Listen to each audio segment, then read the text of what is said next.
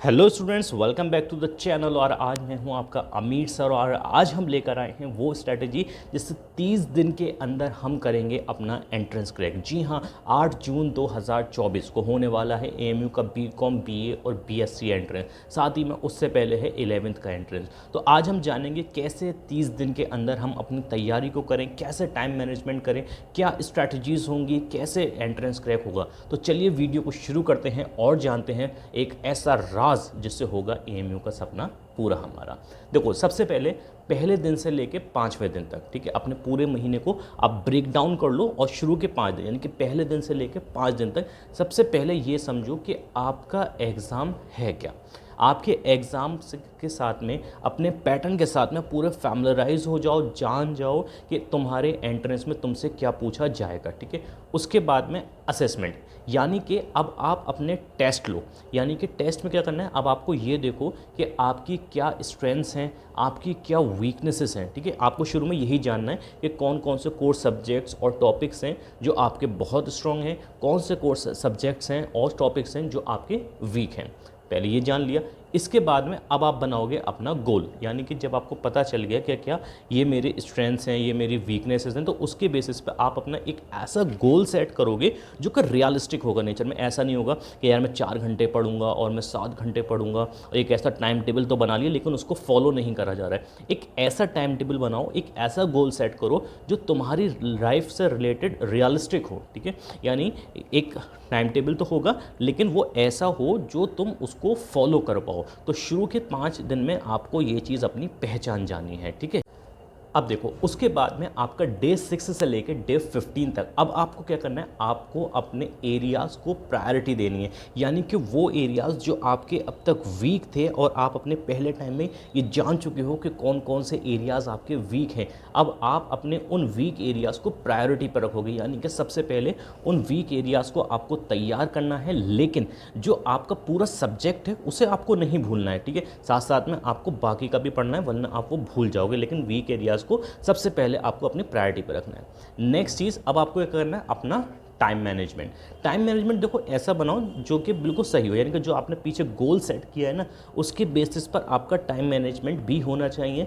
यानी कि जितने आपके सब्जेक्ट हैं, क्लियर, उन सब्जेक्ट को, हर एक सब्जेक्ट को इंडिविजुअल टाइम दो।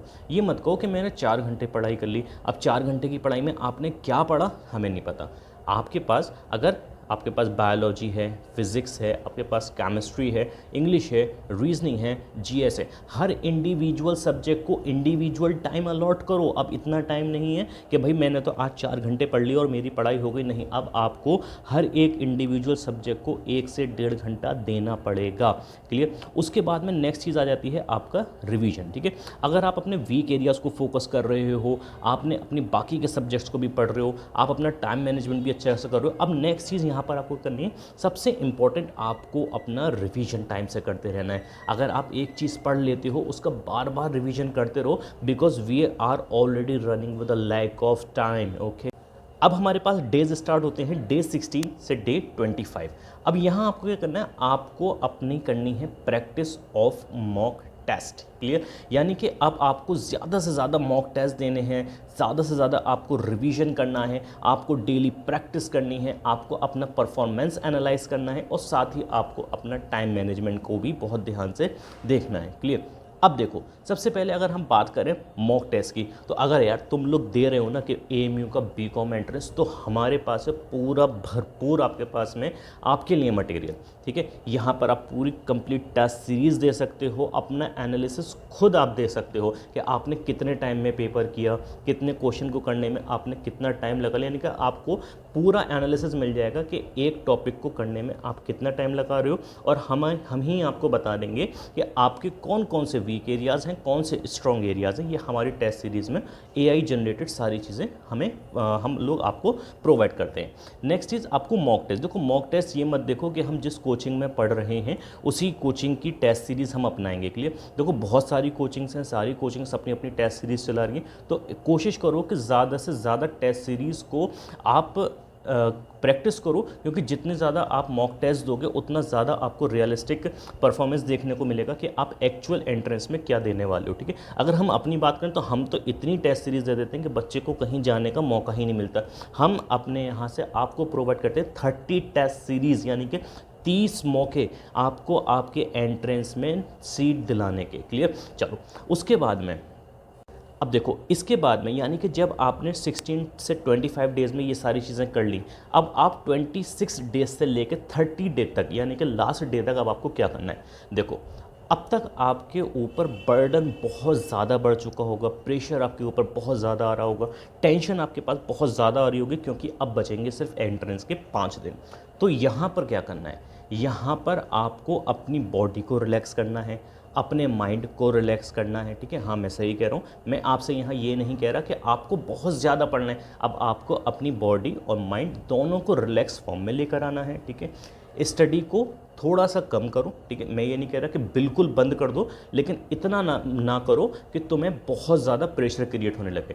यहाँ आप अपने रिवीजन पे फोकस करो, यहाँ आप फोकस करो अपने फिर से मॉक टेस्ट पर। अब आप कोशिश करो एंड के 5 दिनों में सिर्फ आप ज़्यादा से ज़्यादा टेस्ट अप्लाई करो, ज़्यादा से ज़्यादा टेस्ट दो जितने भी पॉसिबल हो सकें आखिरी के 5 दिनों में। याद रखना कि लास्ट के 5 डेज़ में कोशिश करो कि सारे के सारे टेस्ट आप जो है वो कर सको। जहाँ से आपको टेस्ट मिल रहे हैं, जहाँ से आपको क्वेश्चंस मिल रहे हैं, उन क्वेश्चंस को अप्लाई करो, कहीं ना कहीं से कुछ तो फंसता ही है। ठीक है, नेक्स्ट आपको एकदम अपना माइंड फुल रहना है, माइंड को एकदम रिलैक्स्ड रखना है। अगर कोई भी टेंशन है उसको साइड रख दो, आप 5 दिन के बाद में टेंशन ले लेंगे और टेंशन दे देंगे, लेकिन लास्ट 5 डेज़ में आपको किसी भी तरीके की कोई टेंशन अपने सर नहीं लेनी है। ठीक है, कि मेरा ब्रेकअप हो गया है, उसने ये कह दिया, उसने वो कह दिया, इस तरीके की कोई टेंशन मत लेना। 5 दिन के बाद में उसे भी खूब टेंशन देना और तुम खुद भी कोई खूब टेंशन ले लेना। ठीक है, अब देखो लास्ट महीना है, तो लास्ट महीने में आपको अब ये नहीं करो कि बहुत ज़्यादा आपके ऊपर अगर टेंशन क्रिएट हो रहा है और अगर आपको हेल्प की ज़रूरत लगती है तो आप किसी भी अपने सीनियर से, अपने बड़े से हेल्प लो, अपने एंट्रेंस के रिलेटेड अपनी हेल्प लो कि कौन से प्रॉब्लम्स किस तरीके से सॉल्व होंगे, कौन से इंपॉर्टेंट टॉपिक्स हो सकते हैं, क्या इंपॉर्टेंट चैप्टर्स हो सकते हैं। जो जहाँ से तुम्हें ज्ञान मिल रहा है वहाँ से ज्ञान ले लो। ठीक है, फोकस्ड रहो, अच्छा खाओ, हेल्दी लाइफ स्टाइल अपनाओ, क्योंकि इतनी पढ़ाई के दौरान अगर तुम हाइड्रेटेड नहीं रहोगे, अच्छा नहीं खाओगे, बॉडी वीक होगी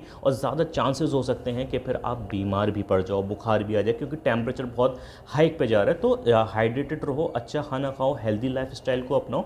ठीक है, बी हेल्दी। और याद रखो कि मैंने अभी यहाँ जो भी आपको स्ट्रेटजीज़ बताई हैं उन पर फोकस करो। मैं फिर से रिपीट कर देता हूँ शॉर्ट में कि आपको सबसे पहले अपना जो पेपर है, पेपर का पैटर्न देखो, उसके बाद में अपनी स्ट्रैटेजीज़ बनाओ कि कौन कौन से तुम्हारे वीक एरियाज़ हैं, कौन से स्ट्रॉन्ग एरियाज़ हैं।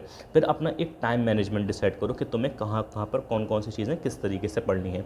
उसके बाद में आप अपने वीक एरियाज़ पर ज़्यादा फोकस करो, लेकिन पूरे सब्जेक्ट को मत भूल जाना। ठीक है, उसके साथ ही में आपको अपने कुछ टेस्ट अप्लाई करने हैं, साथ ही में आपको रिविज़न करना है। उसके बाद में आपको ज़्यादा से ज़्यादा टेस्ट सीरीज़ दो, जहाँ से टेस्ट सीरीज़ मिल जाए वहाँ से टेस्ट सीरीज़ लो, जहाँ से MCQs मिल जाए वहाँ से MCQs अपनाओ।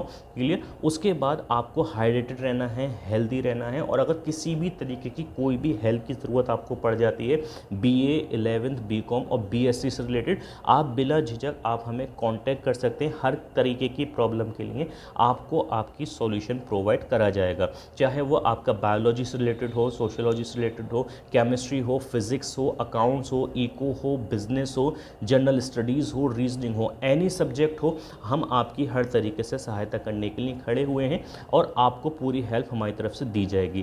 पूरी टेस्ट सीरीज़ हम लोग आपको प्रोवाइड कर रहे हैं, उनको अटेम्प्ट कीजिए, और जहां से भी टेस्ट सीरीज़ मिल रही है वो। लास्ट में सबसे इंपॉर्टेंट चीज़ कि आपको जो AMU के लास्ट 10 ईयर्स के पेपर हैं, उन लास्ट 10 ईयर्स के पेपर को ज़रूर ब ज़रूर करके जाएँ, बिना पेपर किए हुए आप एंट्रेंस में ना जाएँ। ठीक है, तो जब तक के लिए अल्लाह हाफिज़, और सभी लोग जो है वो अपना पढ़ाई करते रहें। ठीक है, सभी को बेस्ट ऑफ लक, और फिर मिलते हैं जल्दी एक और नई वीडियो में।